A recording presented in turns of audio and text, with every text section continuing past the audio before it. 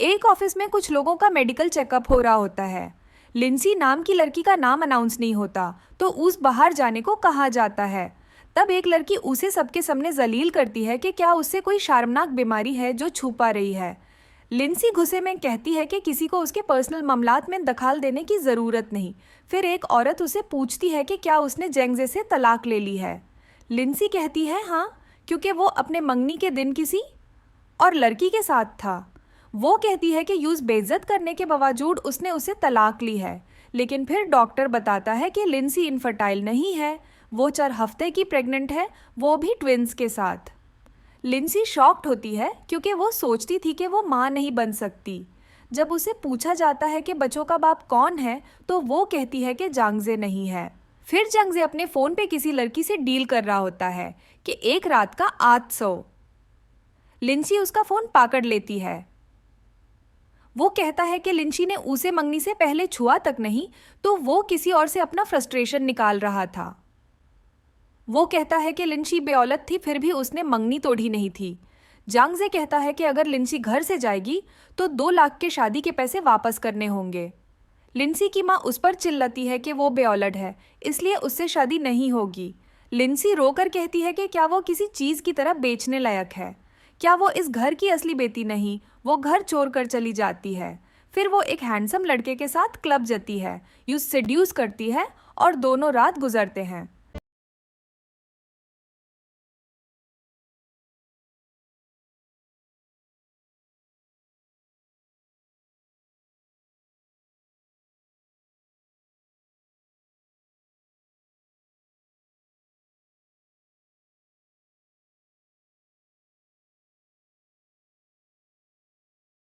सुबह उस लड़के जो एक्चुअली एक बिजनेसमैन होता है से कुछ तंज सुनने को मिलता है कि उसकी परफॉर्मेंस एवरेज थी।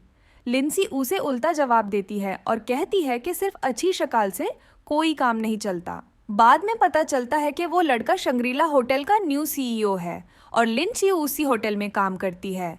सीईओ ने पहली ड्यूटी में लोगों को निकालने का फैसला किया है जिनके परफॉर्मेंस लो है या जिन्हें फेवरेटिज्म से जॉब मिली थी। सब लोग डर जाते हैं। साथ ही एक गायनिकोलॉजी मेडिकल टेस्ट सब एम्प्लॉयज़ के लिए मैंडेटरी कर दिया जाता है। लिंसी को डॉक्टर कहती है कि वो ट्विंस के साथ प्रेग्नेंट है।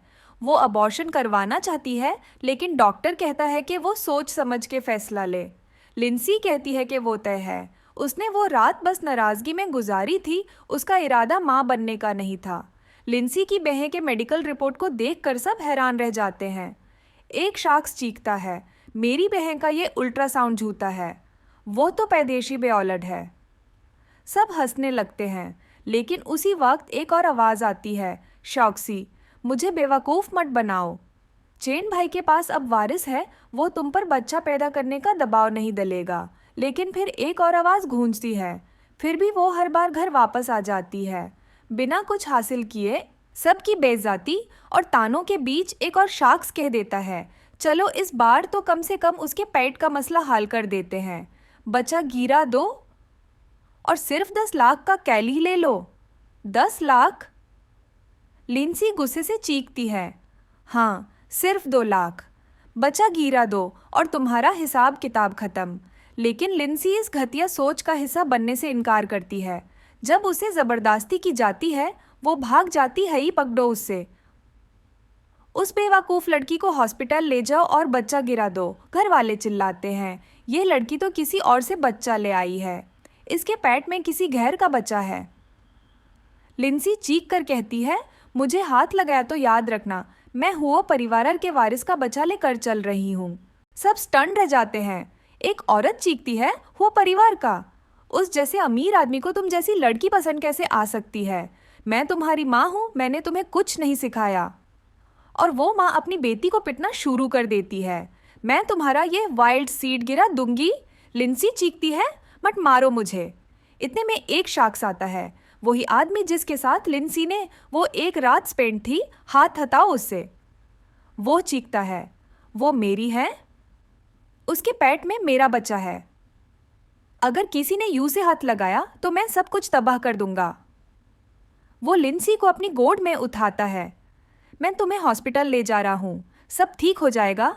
सब लोग सरप्राइज्ड हो जाते हैं जब उस आदमी का नाम लिया जाता है, फुचिए, शहर का सबसे रिच मैन। कोई कहता है नहीं, ये झूठ है। फूचिए जैसे आदमी को लिन शी जैसी लड़की पसंद कैसे आ सकती है? लेकिन सच उनके मुंह पर थप्पड़ बांधकर पड़ता है जब वो कहता है, तुम लोगों ने एक माँ और बच्चे पर हाथ उठाया, इसका बदला तुम्हें 100 गुना मिलकर रहेगा।